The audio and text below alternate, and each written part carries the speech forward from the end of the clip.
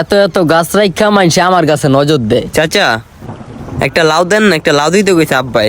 লাউ তো সব মইরা শেষ হয়ে গেছে গা মাইনছেন নজরে। কি কোন একটা লাউ নাই?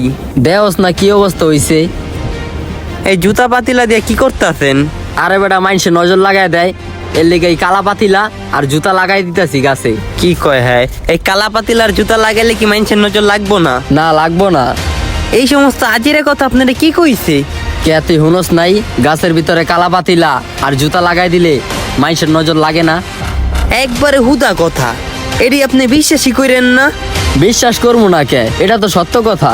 আচ্ছা এটা যদি সত্য কথা হয়, মানুষের শরীরে নজর লাগে কে? মানুষের পায়ে তো জুতা থাকে, মাথায় কালা চুল আছে, তা থাকার সত্ত্বেও কেন মানুষের শরীরে নজর লাগে?